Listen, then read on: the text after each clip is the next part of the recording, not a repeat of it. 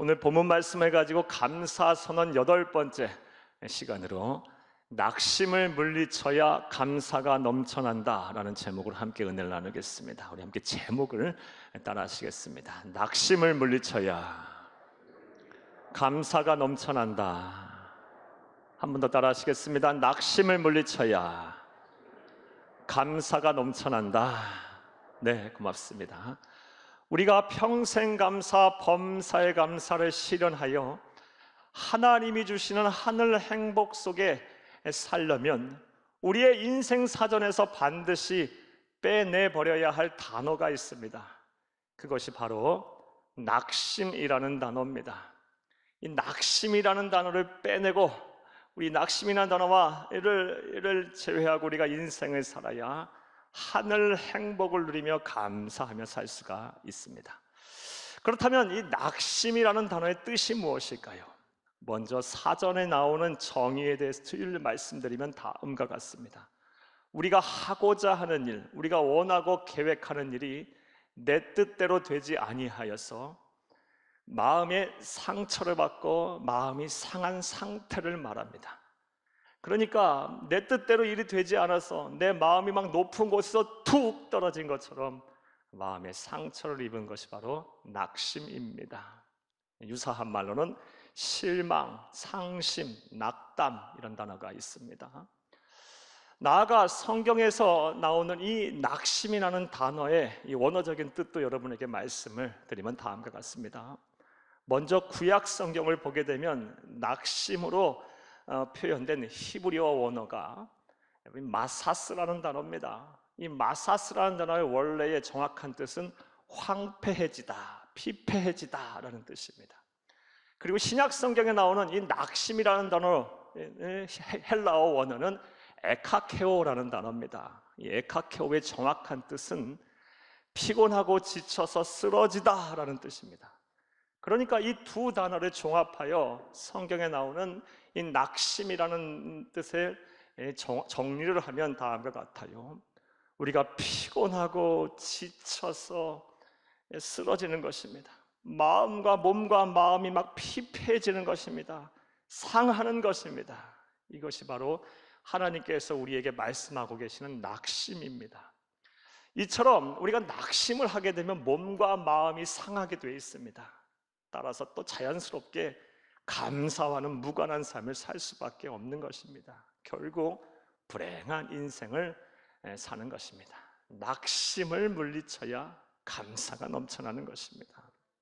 사탄 마귀는 낙심이라는 것을 무기로 우리를 공격해 와서 우리에게서 감사를 빼앗아가고 믿음을 도둑질해 갈 것입니다.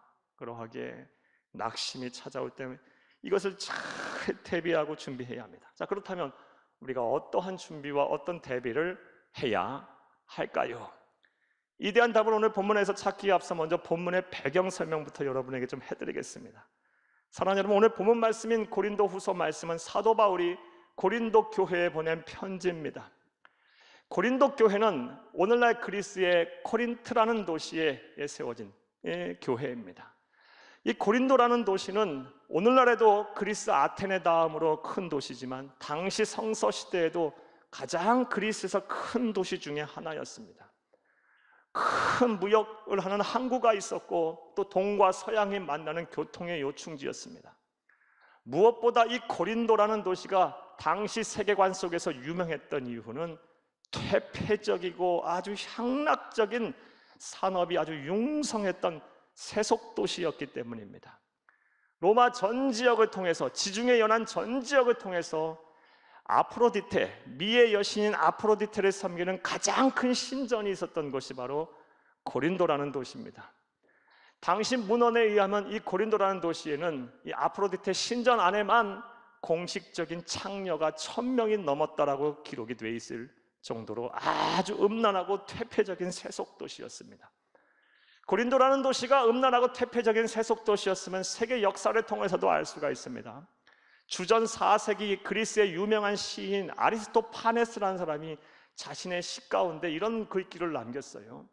음란하고 방탕하고 세속적인 삶을 사는 것이란 고린도 사람들의 사는 삶을 말한다 하며 코린티아 조마이라는 단어를 남겼어요. 그러니까 고린도 사람들의 사는 삶의 모습 그 자체가 음란하고 방탕하고 세속적인 사람의 사는 모습의 표본이 된다는 것입니다. 오늘 우리 영어 단어에도 코린티안이라는 뜻은요, 음란하고 방탕한 사람을 말해요. 이렇게 고린도라는 도시가 음란하고 방탕하고 세속 도시였으면 성경에서도 나타납니다. 고린도전서 2장 3절 말씀에 보면 사도 바울이 고린도라는 도시를 처음 방문했을 때 사도 바울조차도 이 음란하고 방탕하고 이 영적으로 혼미한 이 도시의 분위기에 압도가 돼서 큰 두려움을 느낍니다. 사랑하는 여러분, 사도 바울이 어떤 사람입니까? 하나님의 나라를 보았던 사람이에요. 3층 하나까지 보았던 사람이에요. 손수건만 흔들면 그 손수건에 병을 놨던 사람이에요. 하나님의 능력을 행했던 선지자예요. 사도입니다. 그런 영적인 거장도 고린도라는 도시에 딱 들어서니까 그 세속 도시의 위압감에 압도가 돼서 두려움을 느낄 정도로 고린도라는 도시는 아주 세속 도시였어요. 그런 도시에 사도행전 18장 1절에서 19절 말씀을 보게 되면 사도 바울이 제2차 전도 여행 때 그곳에 가서 복음을 전하기 시작합니다. 그리고 하나님께서는 사도 바울에게 동력자들을 붙여주셨어요. 평생 신실하게 사도 바울과 함께 동력을 했던 브리스길라와 아굴라 부부를 붙여주셨어요. 브리스길라와 아굴라 부부가 로마에서 추방이 되는데 이 추방이 돼서 어디까지 이사를 오게 되냐, 이민을 오게 되냐, 이주를 하게 되냐, 고린도라는 곳으로 이주하게 됐고 그곳에서 사도 바울과 만나게 돼요. 그들과 더불어서 사도 바울이 복음을 전하기 시작했고 고린도의 많은 성도들이 예수를 믿기, 사람들이 예수를 믿고 성도가 됩니다. 그렇게 세워진 교회가 바로 고린도 교회입니다.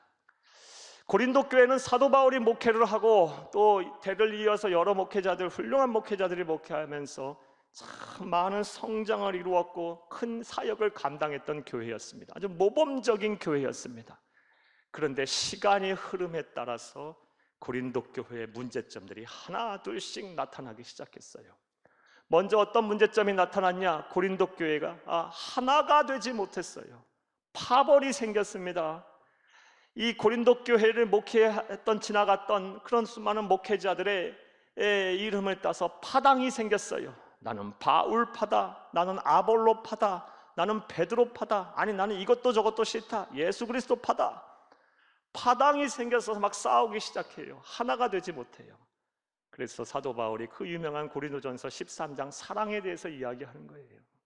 천사의 말을 할지라도 사랑이 없으면 아무 소용이 없다. 사랑은 오래 참고, 사랑은 온유하고, 사랑은 시기하지 아니하고, 사랑은 자랑치 않으면 교만하지 아니하고 물에 행치 아니하는 거다. 이런 얘기를 고린도 교회 성도들에게 한 것입니다. 또 다른 고린도 교회의 문제는 은사를 많이 받은 교회이긴 하지만 이것을 겸손하게 교회의 덕을 위해서 사용해야 할 텐데 그렇지 못하고 막 영적으로 교만해서 내 은사가 더 크다고 막 싸웠어요. 막 사람들을 정죄했어요. 그래서 고린도 전서 후서를 보게 되면 은사에 관한 설명이 참 많이 나와요. 은사는 모두가 다 동일한 것이고 성령 하나님께서 주신 것이며 교회의 덕을 세우라고 주신 것이다 라고 사도 바울이 고린도 전서와 후서를 통해서 은사에 대한 이야기를 많이 하고 있습니다. 무엇보다 고린도 교회의 가장 큰 문제점은요, 예수를 그리스도로 믿었음에도 불구하고 하나님의 백성이 됐음에도 불구하고 이전의 삶을 버리지 못했다는 것입니다. 하나님을 섬기면서 세상도 사랑했어요. 이전의 죄악된 삶에서 벗어나지는 못했어요. 많은 성도들이 하나님을 믿는다고 하나님께 예배하면서 삶의 현장에서는 저 우상을 섬기고 저 신전의 사제들과 여사제들과 창녀들과 성관계를 맺고 음란하고 방탕한 삶을 살았습니다. 이것이 가장 큰 고린도 교회의 문제였어요. 사랑하는 여러분, 이러한 고린도 교회 문제를 보면서 우리는 패역하고 음란하고 죄가 많은 세상을 사는 가운데 우리가 믿음을 지키고 산다는 것이 얼마나 힘든 것인가를 알게 됩니다. 사랑하는 여러분, 많은 지금 성도님들, 우리 말씀을 듣고 예배를 드리는 성도님들 가운데서도 하나님을 섬긴다고 하면서 이전의 죄악된 삶, 하나님의 마음을 아프게 했던 불신자로서의 삶을 살고 계신 분들이 많이 계시리라고 봅니다. 예수를 믿으면서 거룩한 하나님의 백성으로 살겠다 하면서 아직도 금연금주를 못하고, 아직도 도박을 못 끊고 게임에 중독이 돼 있고 가정을 안 지키시는 분들이 많이 계실 겁니다. 세상 다 그렇게 남자친구 여자친구 두고 사는데 남편으로서 아내로서 신의를 안 지키고 막 불륜을 저지르고 음란한 행위를 하시는 분들 많이 계실까 걱정입니다. 사랑하는 여러분, 또 나만 괜찮으면 된다고 하면서 다른 사람의 눈에 피눈물 나게 하는 일을 서슴지 않고 계신 분들이 행여 계실까 걱정입니다. 탈세를 하고 또 여러 가지 막 갑질을 일을 행하고 막 임금을 체불하고 투기를 하고 막 이렇게 해서 사람들의 마음을 아프게 하는 하나님의 백성으로서의 모범적인 삶을 살지 못하시는 분들이 많이 계실까 걱정입니다. 사랑하는 여러분, 하나님의 눈은, 사람의 눈은 속일 수 있고 피할 수 있으나 어찌 하나님의 눈을 피할 수 있겠습니까? 반드시 또 우리는 하나님 앞에 설 날이 올 것입니다. 그때 어찌 감당하시겠습니까? 예수를 믿었으면 이제 하나님 편에 서셔야 합니다. 거룩한 하나님의 자녀로 살아야 합니다. 이제 분명히 세상과는 단절해야 합니다. 세상 속에 살되 세상이 추구하는 가치관과 세상의 세속적인 문화에 동화되지 말고 세상에서 살되 그곳에서 하나님의 백성답게 살아야 하는 것이, 거룩한 하나님의 자녀로서 살아야 되는 것이 바로 저와 여러분의 삶임을 기억하시기를 간절히 주의 이름으로 부탁합니다. 다시 본문의 배경으로 돌아와 보겠습니다. 이렇게 여러 가지 문제점이 있었던 고린도 교회, 거기에다 이제 외부의 박해까지 더해지기 시작합니다. 황제를 섬기지 않은 황제 숭배 신앙을 거부하자 말할 수 없는 박해가 막 찾아오기 시작해요. 그러자 고린도 교회가 이제 막 휘청휘청되기 시작합니다. 많은 성도들이 이제 막 낙심을 하기 시작해요. 감사를 잃어버리고 믿음을 상실하기 시작했어요. 그래서 그들을 향해서 권면하고 사랑하고 위로하고 더 신앙을 이렇게 복돋아주기 위해서 쓴 편지가 바로 서신이 바로 고린도 전서와 고린도 후서입니다. 자, 배경 이해되셨습니까? 이런 배경 이해를 바탕으로 생각을 해보겠습니다. 사랑하는 여러분, 사탄 마귀가 이 낙심이라는 무기로 우리를 공격할 때 우리가 감사와 또 우리의 믿음을 지켜내려면 우리가 어떻게 해야 할까요? 자, 이제부터 따라 하시겠습니다. 첫째로, 속사람이 날로 새로워져야 합니다. 여기서 말하는 속사람은 우리의 진짜 모습인 우리의 자아, 우리의 영혼을 말합니다. 그리고 이에 대비한 대조로 이루는 겉사람은 우리의 육체를 말합니다. 우리의 속사람이 날로 새로워지고 강건해질 때 우리는 낙심하지 않고 우리는 사탄 마귀의 영적인 공격 앞에서도 우리가 감사와 믿음을 지킬 수가 있다는 것입니다. 사랑하는 여러분, 사람은 누구나 다 나이를 먹는 것을 좋아하지 않습니다. 물론 어린아이들 나이 먹는 거 좋아하겠죠. 하지만 나이를 먹고 몸이 늙어가는 것을 좋아하는 사람은 없습니다. 아마 거의 없을 것입니다. 안 그런 척해도 다 아쉬움을 가질 것입니다. 사랑하는 여러분, 여러분에게도 한번 여쭤보겠습니다. 여러분 연세가 드셔서 몸이 늙고 병들어오는 것에 대해서 만족하십니까? 아무도 좋아하지 않으실 거예요. 겉사람이 늙는 것에 대해서 좋아하시는 분 없을 거예요. 이것은 고린도 교회도 마찬가지였고 성도도 마찬가지였고 심지어 성령의 사람인 사도 바울도 그러했습니다. 사도 바울도 자신의 겉사람이 늙는 것에 대해서 아쉬움을 느끼고 있었습니다. 고린도 전서와 후서를 쓸 당시 사도 바울의 나이가 40대 후반 또는 50대 초반의 나이였어요. 그런 나이였음에도 사도 바울은 자신의 이 육신 겉사람이 늙는 것에 대해서 매우 아쉬워하고 있었어요. 자, 그런데 문제는 이렇게 겉사람이 늙고 병들게 되면 누구나 다 아쉬워하는 정도에 그치는 것이 아니라 낙심을 하게 된다는 것입니다. 지난날에 젊을 때 아름다웠던 때 힘이 있을 때를 생각하며 다 누구나 다 이 낙심을 하게 된다는 거예요. 그리고 이렇게 겉사람이 늙고 병들게 되고 낙심하게 되면 그 틈을 노려 사탄 마귀는 집요하게 우리를 공격하여 우리에게서 감사를 빼앗아가고 믿음을 도둑질해 갑니다. 사랑하는 여러분, 따라서 우리는 이 나이가 들어감에 따라서도 이건 낙심하지 않도록 참 관리를 잘해야 돼요. 우리 영혼을 잘 지켜야 돼요. 우리의 삶을 잘 질서 있게 만들어가고 균형 있게 만들어가고 참 낙심하지 않도록 조심해야 돼요. 연세가 드셔서 몸이 늙어감에 따라요. 자, 그렇다면 그렇게 세월이 흐르는 세월은 누가 맡겠습니까? 그런 흐르는 세월 속에서도 우리가 낙심하지 않으려면 어떻게 하면 될까? 오늘 본 말씀 16절을 함께 읽겠습니다. 그러므로 우리가 낙심하지 아니하노니 우리의 겉사람은 낡아지나 우리의 속사람은 날로 새로워지도다. 아멘. 사도 바울은 앞서 말씀드린 대로 세월이 흐르는 세월 속에 겉사람이 늙어가는 것에 대해서 아쉬워하는 마음은 있었어요. 하지만 그것으로 인하여 낙심하지는 않았어요. 왜냐? 비록 몸은 늙고 나이가 들어 늙어가지만, 겉사람은 늙어가지만, 후패해져 가지만, 이와는 반대로 진짜 자신의 본 모습인 자아와 영혼은 날로 새로워지고 건강해져 갔기 때문이에요. 사랑하는 여러분, 여기에 답이 있습니다. 우리 또한 사도 바울처럼 사도 바울을 본받아서 비록 우리가 흐르는 세월 속에 우리의 겉사람은 늙고 병든다 할지라도 우리의 모습인 속사람은 나날이 강건해지고 새로워져야 할 줄로 믿습니다. 그럼 쉽게 낙심하지 않을 거예요. 우리가 사탄 마귀로부터 우리가 감사와 믿음을 지켜낼 수가 있을 거예요. 자, 그렇다면 또 생각을 해보겠어요. 우리의 속사람이 나날이 새로워지려면 어떻게 해야 할까요? 우리의 속사람이 나날이 강건해지려면 어떻게 해야 할까요? 이에 대한 답을 에베소서에서 찾아보겠습니다. 에베소서 3장 16절 함께 읽겠습니다. 그의 영광의 풍성함을 따라 그의 성령으로 말미암아 너희 속사람을 능력으로 강건하게 하시오며. 아멘. 이 에베소 3장 16절 말씀은 사도 바울이 에베소 교회에 보낸 편지의 일부로서 사도 바울이 에베소 교회 성도들을 생각하며 기도한 내용입니다. 무슨 기도를 했냐? 성령으로 말미암아 너희 속사람이 성령의 능력으로 강건하기를 내가 간구한다라고 기도하고 있어요.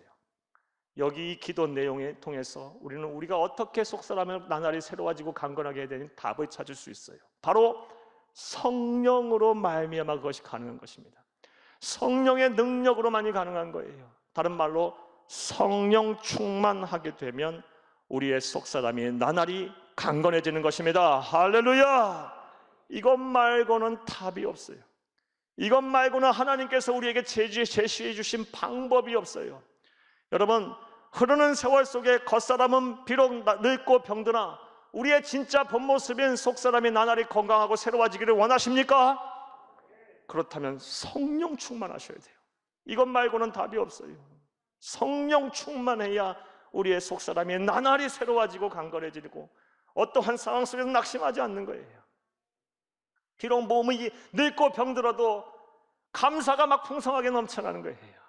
사랑하는 여러분, 부디 성령 충만하셔서 여러분의 속사람이 강건해지고 날로 날이 새로워지셔서 흐르는 세월 속에서 낙심하지 않기를 바랍니다.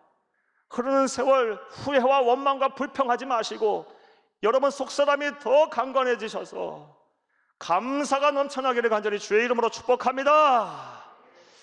자, 또 우리가 무엇을 해야 이 사탄이 낙심이라는 무기로 우리를 공격할 때 우리의 감사를 지켜낼 수가 있을까요? 따라 하시겠습니다. 둘째로, 보이는 현실의 고통에 끝이 있음을 알고 보이지 않는 영원한 것에 주목해야 합니다.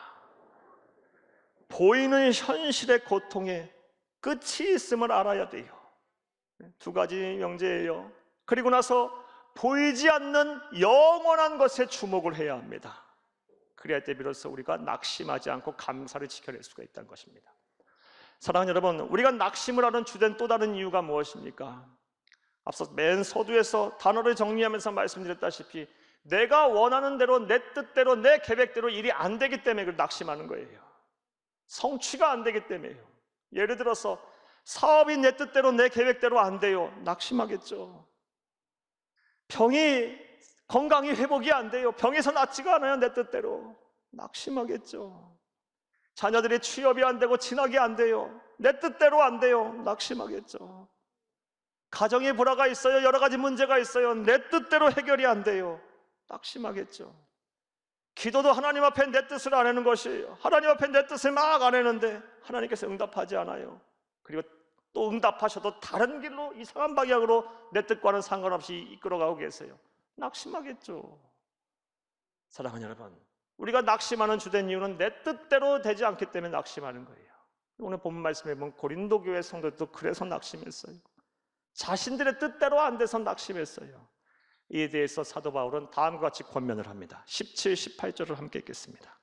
우리가 잠시 받는 환난에 경한 것이 지극히 크고 영원한 영광에 중한 것을 우리에게 이루게 하매니 우리가 주목하는 것은 보이는 것이 아니요 보이지 않는 것이니 보이는 것은 잠깐이요 보이지 않는 것은 영원함이라. 아멘. 17, 18절 무슨 말인지 통 어려울 수 있어요. 여러분, 제가 전체 문맥을 고려해서 17, 18절 말씀에 내포되어 있는 의미를 말씀드릴게요. 크게 세 가지 의미가 이 안에 내포되어 있다고 보시면 돼요. 먼저 지금 보이는, 지금 우리가 당하고 있는 현실의 고통엔 끝이 있음을 알라라는 거예요. 먼저 이거 잠시 잠깐이다. 끝이 있음을 알라. 반드시 현실의 고통은 잠시 잠깐, 보이는 현실의 고통은 끝이 있다. 이것을 우리가 알아야 돼요. 이 코로나 상황도 지겹도록 오래가지만 이것도 분명 지나갈 거예요. 끝이 있을 거예요. 여러분, 지금 여러분의 삶의 문제들, 막히고 묶여있는 문제들, 이거 끝이 있을 거예요. 이 또한 지나갈 거예요. 여러분, 이것을 알고 믿으세요. 이거 보이는 것은 잠깐이에요. 먼저 이것을 알아라는 거고요. 두 번째는 보이지는 않지만 하나님이 일하신다는 거예요. 그 영원하신 하나님, 그 영존하신 그 하나님께서 우리를 위하여 일하시고 계시고 이 보이는 것보다 더 큰 영광을 우리에게 준비하고 계심을 믿으라 하라는 겁니다. 이게 두 번째 우리에게 제시하시는 내포되어 있는 의미예요. 그리고 세 번째 내포되어 있는 이 의미는 무엇이냐? 잠시 왔다 잠시 갈 이 세상에 온전히 소망을 두지 말고 우리가 장차 가게 될 영원한 하나님의 나라, 거기에 소망을 두고 살라라는 거예요. 사랑하는 여러분, 이 땅 잠시 왔다 잠시 갈, 성경은 우리 인생을 가리켜 나그네 인생이라고 표현하고 있어요. 결국 우리 그리스도인들이 가야 할 곳은 어디입니까? 하나님의 나라 천국이에요. 예, 그 천국을 1년 후에 갈지 10년 후에 갈지 20년 후에 갈지 30년 후에 갈지 50년 후에 갈지 어차피 시간 후에 흐르게 되면 하나님의 시간 앞에서는 다 이 찰나의 순간일 것이고 결국 우리는 영원한 하나님의 나라에 가서 살아야 되는 거예요. 그곳에 소망을 두고 살라. 그러니까 잠시 잠깐 이 보이는 현실의 고통은 그 영원한 하나님의 나라, 아픔도 없고 슬픔도 없고 눈물도 없고 다시 애통하는 것이 없고 사망이 없는 곳을, 이 천국을 바라보고 살게 되면 이 땅에서 겪는 잠시 잠깐의 세상 속에서 살고 있는 사는 동안에 겪게 되는 고통과 아픔과 슬픔은 아무것도 아니라는 거예요.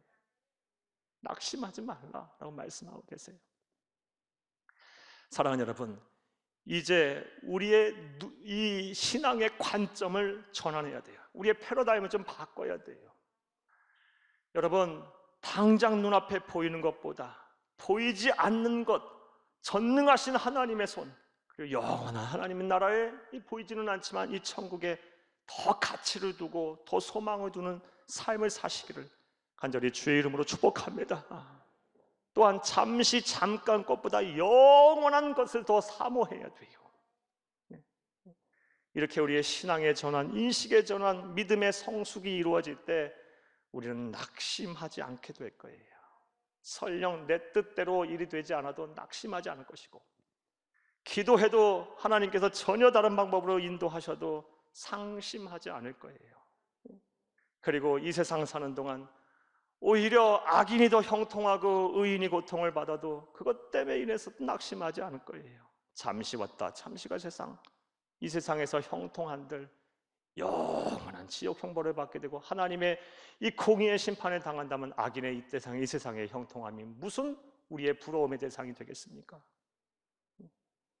사랑하는 여러분, 이런 믿음을 소유하셔서 이런 신앙의 관점의 전환을 이루셨어, 이런 패러다임의 변화를 이루셨어, 여러분 낙심에서 벗어나고 감사를 지켜내는 복된 성도, 지혜로운 성도님들 다 되기를 간절히 주의 이름으로 축복합니다.